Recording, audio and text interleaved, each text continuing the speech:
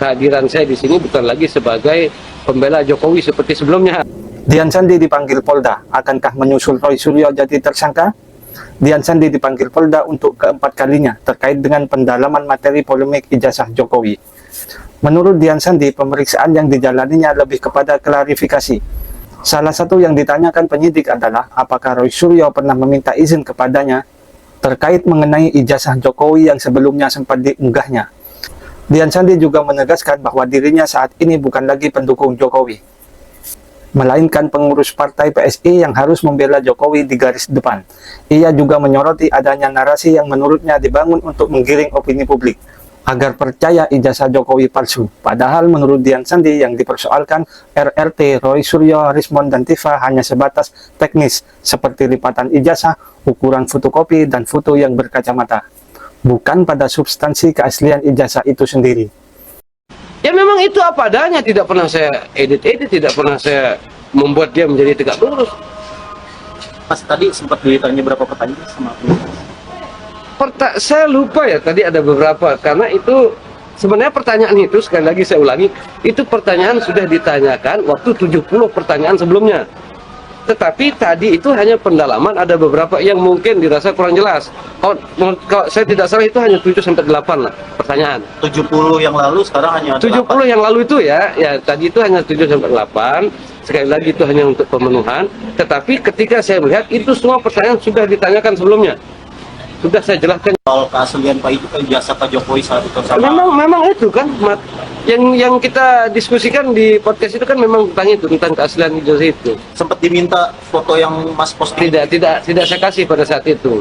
Dan tadi memang penyidik juga menanyakan apakah Pak Rismond ataukah Pak Roy Suryo atau Dr. Tifa lain pernah meminta izin tidak ketika mereka mendownload salinan ijazah yang saya posting. Itu pertanyaannya, dan saya katakan memang tidak pernah sama sekali, dan sampai hari ini saya tidak punya nomor kontak, mau itu Pak Rismond, Roy Suryo ataupun Dr. Tifa dan semua yang ada namanya di dalam surat panggilan itu, saya tidak pernah ada nomor kontaknya sama mereka, sama sekali tidak ada. Mas, berarti terhitung ini sudah pemeriksaan keberapa sih Mas? Saya ini pemeriksaan yang pertama untuk setelah penetapan status tersangka, 2 kali status penyidikan dan 1 kali waktu penyelidikan. Berarti ini yang keempat. Tadi dijelaskan kalau ini dijelaskan nggak sama penyidik kalau ini untuk kelengkapan berkas acara. Sudah dijelaskan. Kemarin memang waktu masih telepon itu saya sudah diminta. Ini kan saya tanya, ini panggilan apa lagi nih? Pak penyidik, kita bilang lah, barulah beliau menjelaskan bahwa ini hanya untuk pendalaman untuk yang tadi pemenuhan P19 tadi itu. Tetapi saya ingin sampaikan sebenarnya kemarin bahwa kehadiran saya di sini bukan lagi sebagai pembela Jokowi seperti sebelumnya, karena saya sekarang adalah pengurus partai. Jadi kehadiran saya di sini adalah dalam rangka juga menjalankan amanat dari PSI bahwa kami semua ini akan berada di garis terdepan membela Pak Jokowi. Dan mungkin ini salah satu caranya. Tadi ada selain keterangan mungkin ada bukti atau apa teknik fisik itu yang diserahkan. Ada yang diserahkan, tetapi kan saya masih punya flashdisk yang kemarin. Nah, di situ saya colok ada beberapa kapturan aja sebenarnya. Nah, mungkin ini saya melihat ada desakan baik itu yang sidang CLS maupun dari beberapa konferensi pers yang meminta bahwa harus saya yang ditahan, harus saya yang ditahan. Nah, itu yang saya jelaskan tadi juga di penyidik. Ya siapa mereka mau mendesak-desak penyidik, kan begitu.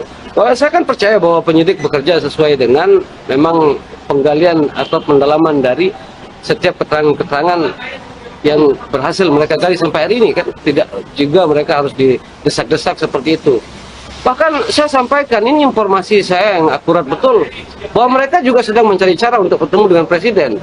Ini orang-orang yang menggugat ijazah Pak Jokowi, entah drama apa lagi yang mereka ingin mainkan. Karena selama ini kan sebenarnya kalau kita melihat, sebenarnya tidak ada kebaruan di ijazah itu. Ijazah itu masih sama dengan ijazah tahun 1985, tahun 2004 waktu Pilkada Solo, tahun 2015 waktu Pilpres maupun waktu Pilgub. Itu tidak ada perbedaan sama sekali. Itu hanya dibuat-buat narasi mereka dalam memancing sentimen publik, sentimen politik. Tidak ada. Masa ketika mereka ditanya apa perbedaan antara ijazah yang satu dengan yang ini, hanya karena perbedaan lipatan, mereka bilang, kan lucu. Secara substansial kan semua masih sama. Tidak ada perbedaan itu sama sekali. Terus ketika mereka mengatakan bahwa ijazah itu berbeda dengan saya posting, tetapi kan mereka waktu bertanya kepada Pak Jokowi maupun melalui saya, melalui Pak Jokowi, dan melalui kuasa hukum, kan mereka sudah mengakui, atau beliau-beliau sudah mengakui bahwa memang itu ijazah Pak Jokowi gitu loh. Bahwa saya itu mendapatkan gambar dalam bentuk miring. Ya memang itu apa adanya, tidak pernah saya edit-edit, tidak pernah saya membuat dia menjadi tegak lurus.